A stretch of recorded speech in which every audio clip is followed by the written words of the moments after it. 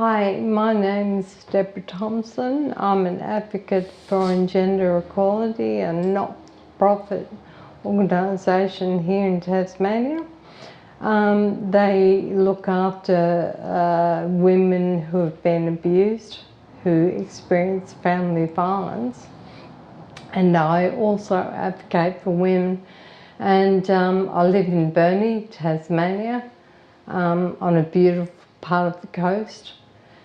And I advocate mainly for women because I think family violence is a gendered issue, with the majority of victims being female and perpetrators being male. And that holds out statistically, so we can't argue. The reason I started advocating, it was after I'd written my first book about my experience with abuse, and Gender Equality got in touch with me, Elena Thomas, the CEO, and said, how would you like to train to be an advocate?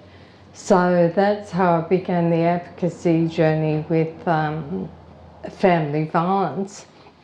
But I've found, as I read more and more about disability, and I myself have now become physically disabled, I find disability issues aren't talked about enough. There's so many things we talk about family violence, but I've only recently found out that the disabled are the biggest cohort experiencing family violence from their partners, who too often are their carers as well, and they suffer abuse at even higher rates than the Indigenous, and I was quite surprised about that.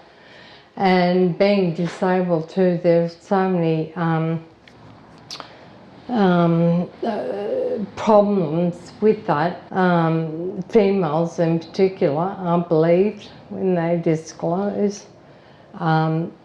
Their disclosures of abuse are either diminished or dismissed or ignored. They have trouble reaching out to people purely because of physical or mental disability. And this is why I've started speaking out about abuse in the disabled context as well. Since writing my first book, I've just found that people can relate to what I've said in the book, and I've just taken it from there and spoken out. And even though I am disabled, I have so much support, and that's helping me speak up. I wouldn't call myself a leader, but I think if you want to speak out about abuse and disability issues, you really need that support wrapped around you. Good people that you can trust and talk to. I'm just speaking out and hopefully encouraging a lot more people to come out and speak about abuse and the issues around that, and just to help society understand what we're going through, what abuse looks like, particularly coercive control, which is a really subtle form of abuse, and it can be ignored in a relationship. And the more I speak and encourage others, we get a groundswell of people speaking out, and just encouraging those that haven't come forward yet. Hey, it's quite all right to come out and speak. We're not going to blame you or stigmatise you. You're safe. Yeah. Well, the thing I'm really chuffed about is 4 or 5 of us, a core group, have been pushing the government to make non-fatal strangulation a standalone offence. As it stood before, it was just part of common assault. So perpetrators weren't answering to what is an extremely violent form of abuse, and it leads to homicide more often than not.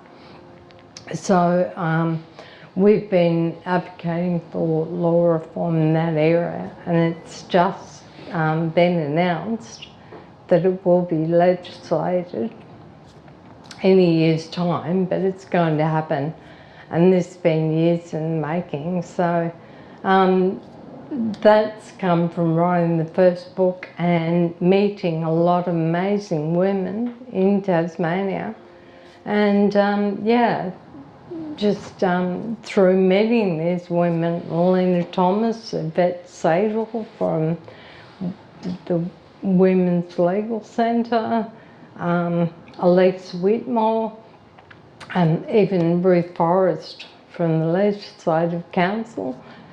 These people just want to make a difference in Tasmania, and I'm right on board with that positive change. So the first book was Whose Life Is It Anyway? Recognising and Surviving Domestic Violence. And the second book, which is just coming out now, is Whose Life Is It Anyway? Leaving a Violent Abuser. And that's the sequel to the first book. The first one was about the relationship I was in. The second one's more about how I left after leaving and going through the family law court. In the book, I talk a lot about what needs to be changed within the family law court system. I don't want to dismantle it entirely, just there needs to be a few things changed where the court no longer looks at women, and again, I'm going to make this a gendered issue because it is mothers mainly, but mothers going through the court are vilified when they speak of domestic violence. They're more often than not, the abuse is not taken seriously in matters in court because the current thought is 50-50 access and custody for fathers and mothers, regardless of whether one of the parents is abusive. And this has to change because, and I finished court in 2009, but speaking to other women, nothing much changed. It's still that culture in family court where the abused parent brings it up in court and it's either dismissed or disbelieved, or just the judge will say really doesn't have bearing on this matter. The father needs to see the child as much as the mother does. So the abuse is just not taken seriously. And I want that, it has to change. And what I'm saying is backed by just about every women's legal centre, domestic violence service. They're all saying the same thing. So that's what I'm hoping the second book will do. Just highlight the problems and where do we go from here. From my experience, I'd just say it's really important to be in that space where you feel that you're mentally capable of speaking out. Because when I first left the abuse, I was crying in public. I couldn't speak to anyone other than my family. I was really insular and just mentally incapable of making sense. So I think you need to just go inward and look at how you feel. Just imagine speaking out to people. How do you feel about that?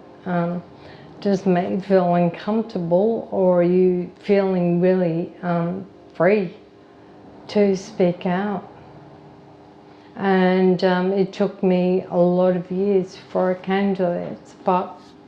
And again, the support around me also encouraged me. I found speaking to people with disability that a lot of the time, even those that are starting to speak about their experience, aren't being listened to.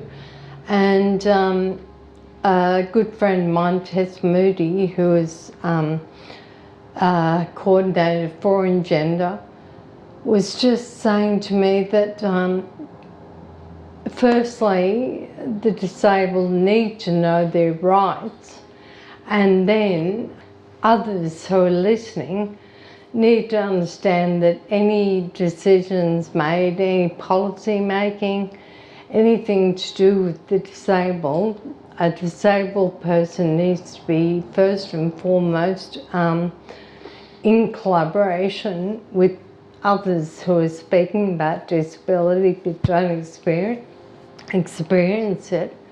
A disabled person needs to be in the middle of that decision making. And I just want to really talk about that, because it's just not happening more often than not. We're talking about making changes to policies and so on, but the actual person with the disability isn't being engaged with that process making, policy making.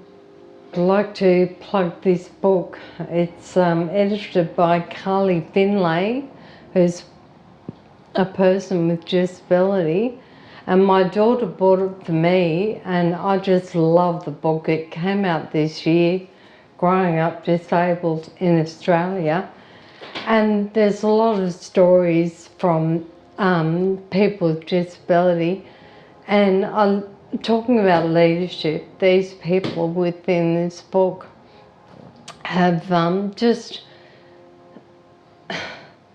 reached a point where they've accepted their disability, no matter how much pain they're in, how much their disability might limit them in normal life.